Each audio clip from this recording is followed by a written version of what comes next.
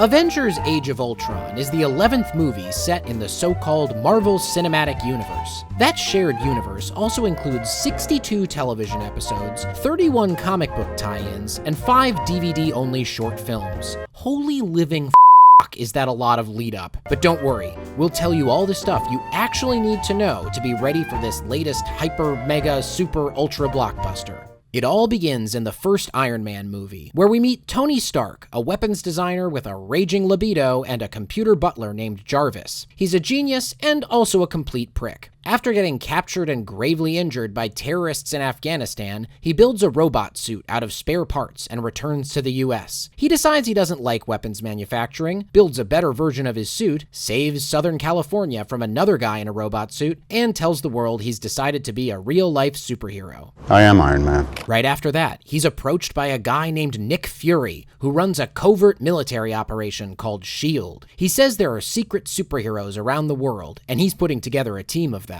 I'm here to talk to you about the Avenger initiative. What will they be avenging?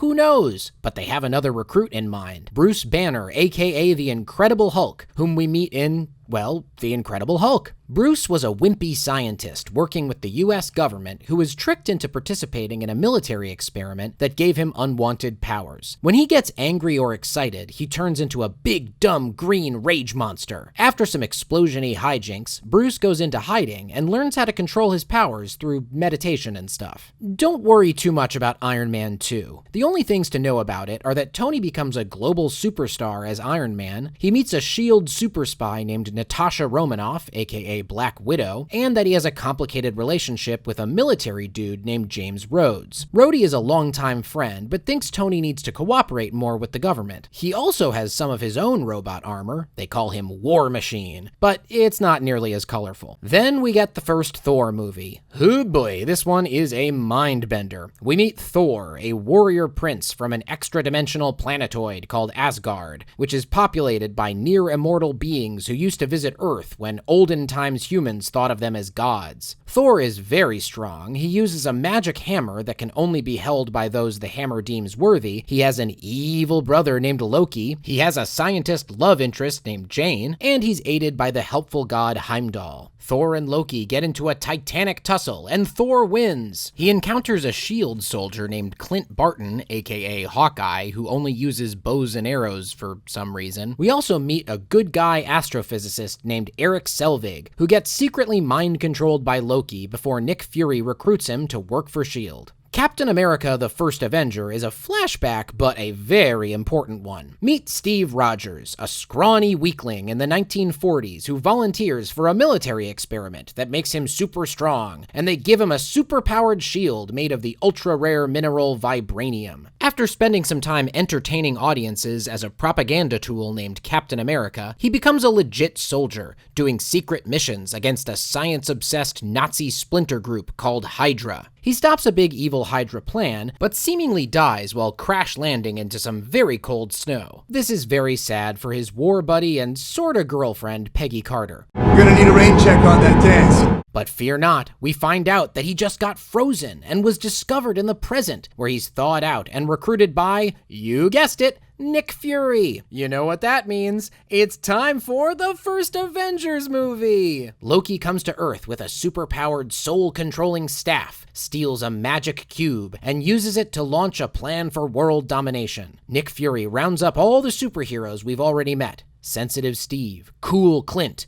Total Dick Tony, Thunderous Thor, and Nasty Natasha, who's sent to recruit blissed-out Bruce. They become S.H.I.E.L.D.'s first, last, and only line of defense against Loki's extra-dimensional invaders. They become the Avengers! After some squabbling and mind control, sorry Hawkeye, they get it together and defeat the bad guys during a big fat battle in New York City, where Iron Man fights a big fat space snake. Then they get some shawarma. Shawarma. Oh, one quick thing. We also learned that Natasha used to work for the Russians, but doesn't anymore. You can basically ignore Iron Man 3, except you should know that Tony creates a bunch of remote-controlled robot suits he calls the Iron Legion, and meanwhile entrusts his company to capable girlfriend Pepper Potts. And you can mostly ignore Thor: The Dark World, aside from one notable item that pops up, a powerful space goo called the Ether. This thing holds one of the 6 Infinity Stones. Back in the Avengers, Loki had 2 other Infinity Stones, and an evil space lord named Thanos wants to collect them all. Okay, enough weird space mystical stuff. Let's talk about Captain America, the Winter Soldier. S.H.I.E.L.D. is riding high after saving the world, and Cap is their poster child. But S.H.I.E.L.D. is up to some questionable business. They're building a worldwide monitoring system that can kill basically anybody. Nick Fury seems fine with this plan until he's attacked and framed as a traitor. Turns out S.H.I.E.L.D. has been taken over by